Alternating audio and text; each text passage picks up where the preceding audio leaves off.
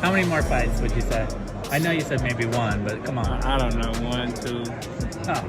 I mean, I'm not one of those guys. I told you I'm not one of those guys that's going to be fighting until I'm 45 and I'm punchy. Do you not think Spence will be in the Hall of Fame? Right now? No, how? He fought in one division. He had the WBC, WBA. He wasn't undisputed. He no, wasn't undisputed. He wasn't. No, what I'm saying is they already called him a weight bully. He beat Kell Brook coming off of a loss, an eye injury. He beat Sean Porter. In all fairness, he had to go over there to get that. You know what I mean? That's a good win. I'm still a fan. I hope he do well. But like, once it got to the point where I moved up in weight and I'm in the same weight as Spence, it's just like, oh man, you ain't fighting nobody. You this, you that, you this, you that. So now they trying to blemish. Terence Crawford has sent Errol Spence Jr. a taunting response after Errol Spence unexpectedly called him out for a rematch.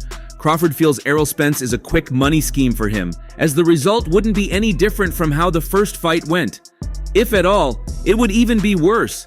Terence Crawford and Errol Spence Jr. have sparked up a rivalry many thought was dead after Spence was knocked out cold 2 years ago. My accomplishment just to boost him up. I'm like, dude, you're not gonna do that because I can retire right now and be in the Hall of Fame. He couldn't. Everything that I've accomplished, he's still trying to accomplish. I don't want to sound like I'm hating on him. I honestly don't know if he make it to the Hall of Fame with the accolades that he didn't got right now. However, Spence is set to make his return to the ring soon, and among the many options he has on his table, he's chosen to get into the ring against Crawford again. Well, he didn't plan all of these by himself. Errol Spence was forced to do this when he came across Crawford's comment on a podcast, claiming he wasn't fit or qualified to be in the International Boxing Hall of Fame. Spence and several other boxing professionals found Crawford's statement to be insulting and demanding for a fighter of Errol Spence's caliber, who came out of a devastating car crash to defeat top-tier opponents and who unseated reigning welterweight champions to unify 3 belts in the division. Is there ever a possibility where you would rematch Errol Spence? Or is he in a position where he needs to win again before that makes sense for you? The possibility is there. I'm walking over my feet. You know, I want to get out the game. I got kids, got a mom and dad, and you know, they want to enjoy me. So, you know. To Spence, the single loss in his boxing resume shouldn't hinder him from Hall of Fame glory, nor should the defeat against Crawford overshadow his 28 victories and 22 knockouts. But Spence isn't even ready for arguments. He's set to take law into his own hands and try his best to defeat the first boxer to be undisputed in 2 weight divisions in the 4-belt era. Errol Spence is of the opinion that once he can defeat Crawford, there'll be no arguments regarding his Hall of Fame status. In response to Crawford's claims, he called him out for a rematch. And now, Crawford has responded with the most savage response, claiming any fight with Errol Spence is easy money. You know, everything got to come to the end, and you know, sadly, this definitely got to come to the end. So I'm definitely gonna get out while I still can, and not either be forced out or I have to keep fighting because I need money. Add one more belt though. There is an ongoing debate in the boxing community about whether Errol Spence Jr. deserves a spot in the Boxing Hall of Fame. This discussion started picking up steam after the 2-weight undisputed champion and Spence's former rival Terence Crawford addressed the topic on the Pound for Pound podcast with Kamaru Usman and Henry Cejudo. Crawford highlighted that he could retire today and his accomplishments in the sport will ensure he gets into the Boxing Hall of Fame. However, he wasn't so sure about his former rival getting the same treatment, noting, "He couldn't. Like everything that I've accomplished, he's still trying to accomplish." When pressed further, Crawford started listing Spence's work thus far.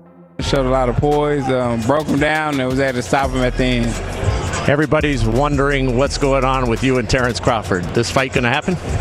I think it's gonna happen. We both want to fight. I want to fight. He wants to fight. And you know, it's going down to negotiations. So I definitely gonna get the fight this year, and we're gonna square off this year with the biggest fight in boxing. It is the biggest fight in boxing. Where and when, if you were guessing? I don't know where, I don't know when, but it's definitely gonna be this year. All right, we look. He fought in just one division and never unified the belts, and he wasn't undisputed, huh? He wasn't. But what I'm saying is, they already called him a weight bully, right?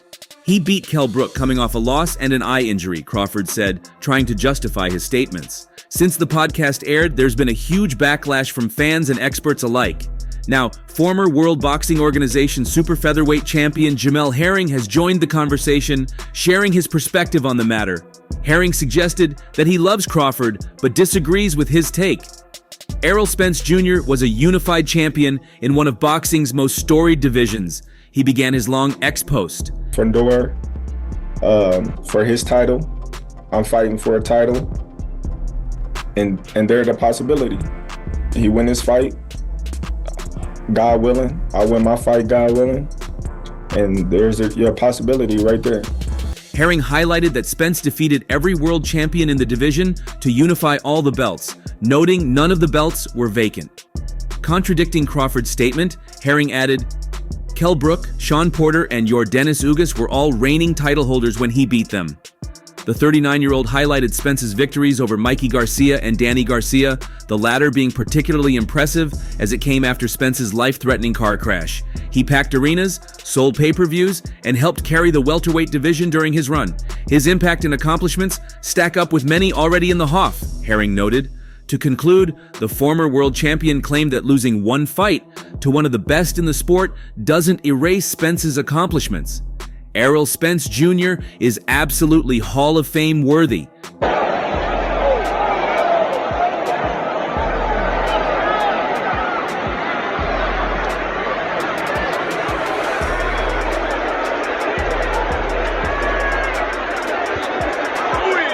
In the meantime, one of Spence Jr.'s former opponents has also commented on the matter. Yordenis Ugas and Errol Spence Jr. fought back in April 2024 before Crawford put an end to Spence's undefeated run.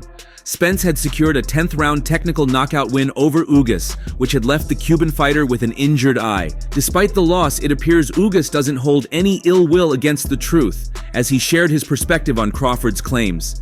I even think if Errol Spence Jr. was to retire today, I think he'd be a Hall of Famer, Ugas wrote in a tweet.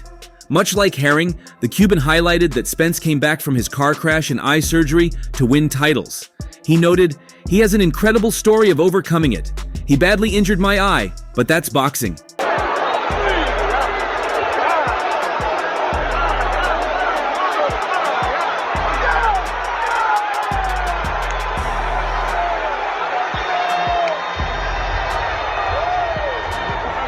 Ugas expressed his honor to have fought Spence Jr., but claimed he still hopes to see Spence come back.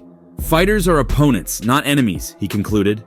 Since Crawford captured the WBO welterweight title in his first fight at 147 pounds in June 2018, a TKO victory over Jeff Horn, there had been calls for a summit meeting against Spence. For years, one impediment loomed large: rival promoters. Crawford was promoted by Top Rank for years, whereas Spence is aligned with PBC. The companies rarely conduct business with each other, and it was a major stumbling block to the highly anticipated fight. Crawford became a promotional free agent following a 10th round TKO victory over Sean Porter in November 2021, paving the way for a potential bout with Spence. The sides engaged in talks for much of the year and were on the verge of completing a deal in September, but talks collapsed at the 11th hour. Man, I got a lot of skill sets I feel like advantages over him.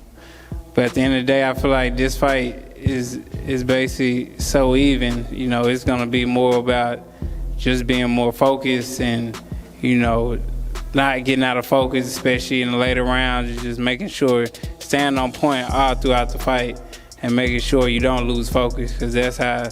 Crawford went on to score a highlight reel 6th round KO of David Avanesian in December in his native Omaha, Nebraska. Spence, from the Dallas-Fort Worth area, last fought in April 2022, scoring a 10th round technical knockout victory over Yordenis Ugas in Arlington, Texas, to pick up a 3rd welterweight title. The Ugas fight was Spence's first since he underwent surgery in August 2021 to repair a detached retina. He was set to fight the legendary Pacquiao that month, but withdrew from the matchup because of the eye injury. Spence came back better than ever, though, just like he did when he recovered from a serious car crash in October 2019 that threatened to jeopardize his career. 14 months after the accident, Spence routed Danny Garcia via decision. And while many boxers have been forced to retire because of a detached retina, Spence returned from the surgery, just like Sugar Ray Leonard in the 1980s, to break Ugas' orbital. Nothing really surprised me. He was just like I thought. It's just my timing wasn't good today. Questions for Errol Spence Jr. Hey, Errol, Keith Heideck from BoxingScene.com. What do you attribute your timing not being there to? Did you feel off physically or anything, or what was wrong in the fight?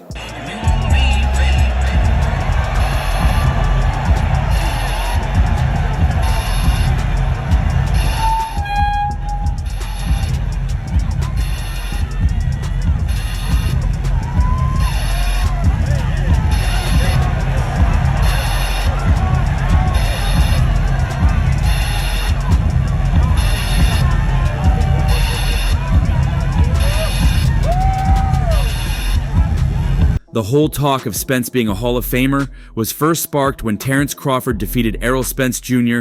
to win the undisputed welterweight championship on July 29, 2023 at the T-Mobile Arena in Las Vegas, Nevada.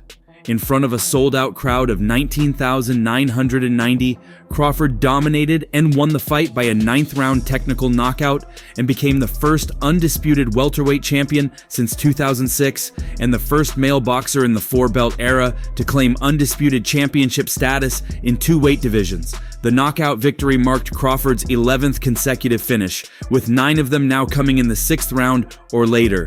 Your timing not being there too, did you feel off physically or anything, or what was wrong in the fight?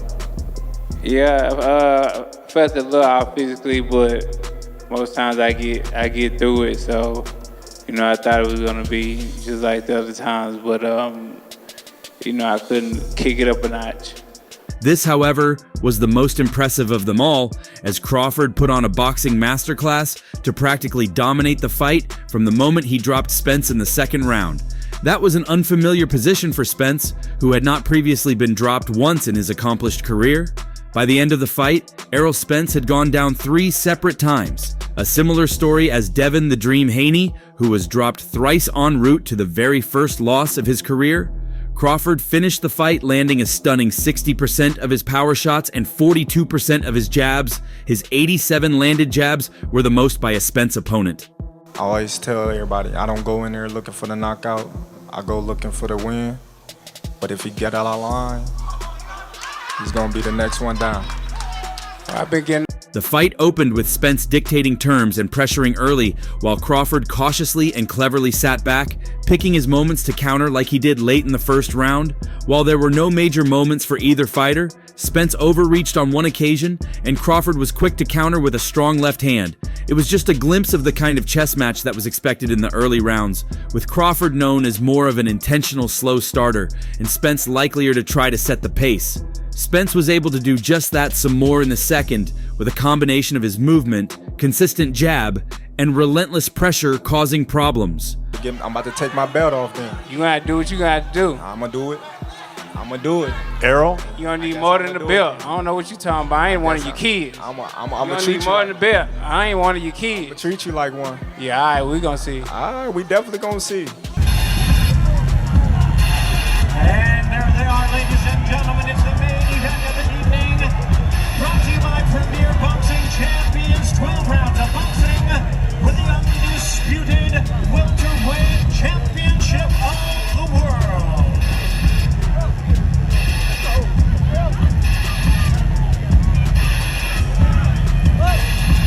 But a straight left power jab from Crawford saw Spence suddenly dropped for the first time in his career in the final moments of the 2nd round. Crawford's power started to really tell in the 4th round as a big overhand left, and series of brutal jabs landed and hurt Spence, continuing an incredible start for the 35-year-old. That carried over into the 5th too, with Crawford once again backing Spence up with his accuracy, speed, and textbook counterpunching. In the end, it was a matter of when and not if the fight would end, with Crawford dropping Spence another 2 times before sealing a TKO victory in the 9th round.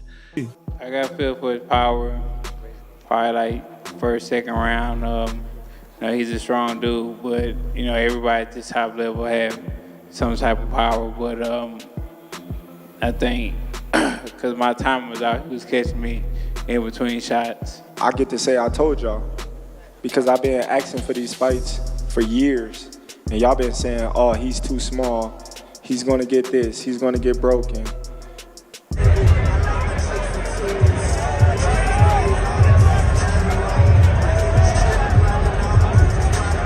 I only dreamed of being a world champion. I'm an overachiever. Nobody believed in me when I was coming up, but I made everyone a believer, Crawford said post-fight.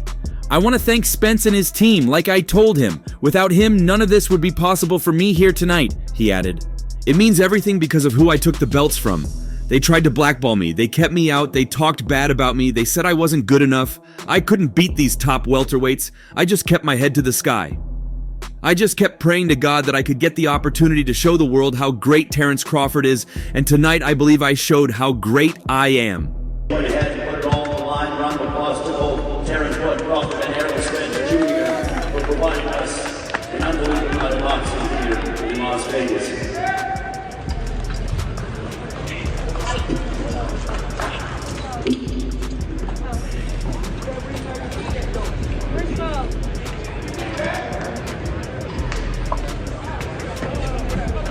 All right, ladies and gentlemen, now I want to bring up, he is the first.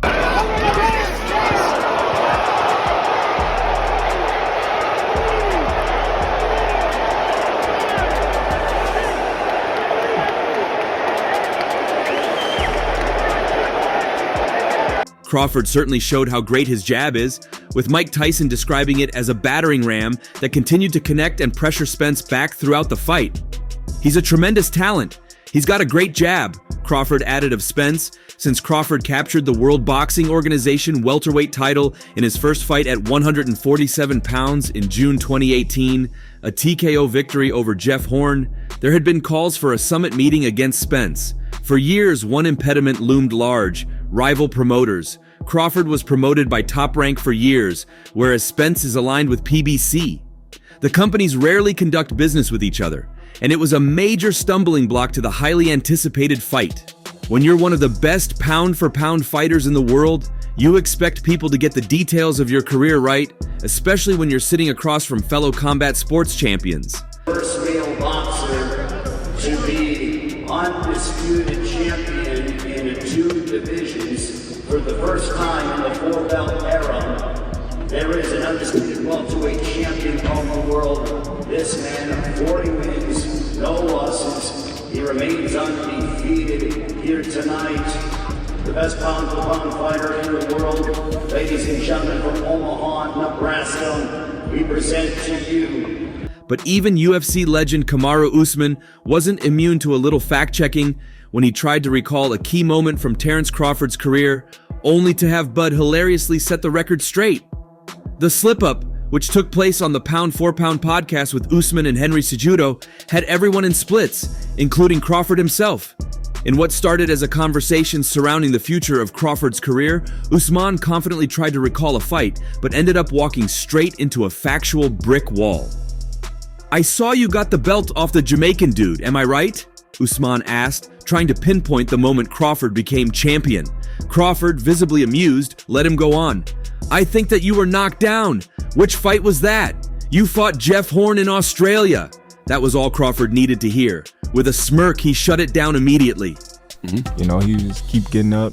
Like he like, man, I'm not giving up. I don't care what you do. I'm gonna keep getting up and I'm gonna keep fighting. So, you know, yeah, he did what he had to do to last the time that he lasted. You think the ref should have stopped it? Yes. "I ain't ever fought in Australia," he said, laughing at Usman's mix-up.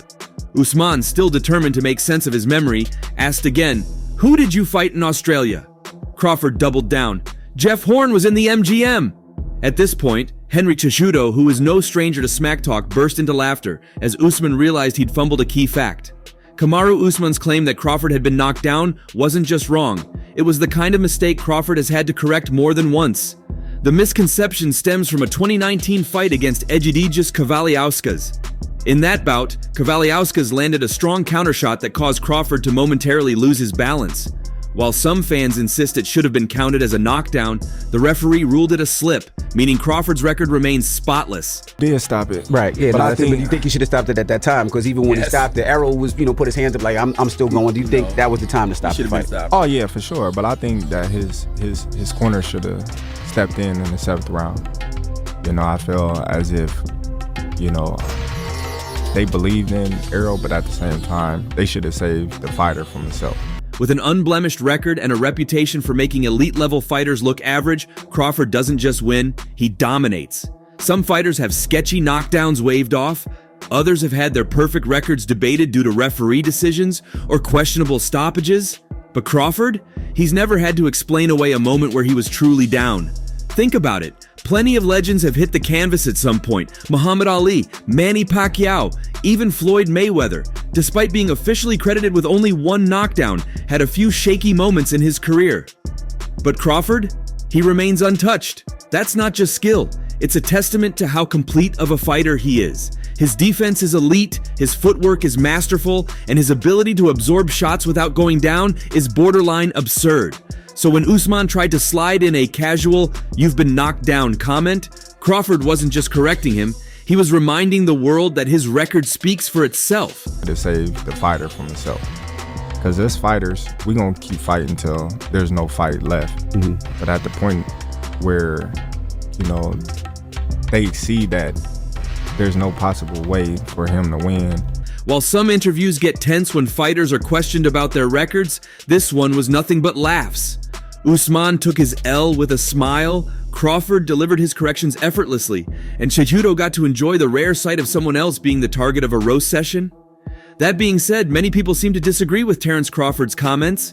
Meanwhile, Errol Spence Jr. has remained silent on the debate, and Crawford has yet to respond to the backlash. What do you think? Does Spence deserve a Hall of Fame spot, or is the debate getting ahead of itself? And that's all for now. For the very best updates on news, moments, events, and actions in the world of boxing, stay connected with us by subscribing to our YouTube channel, and don't forget to turn on notifications to get notified when we drop quality contents like this. Until next time, peace out.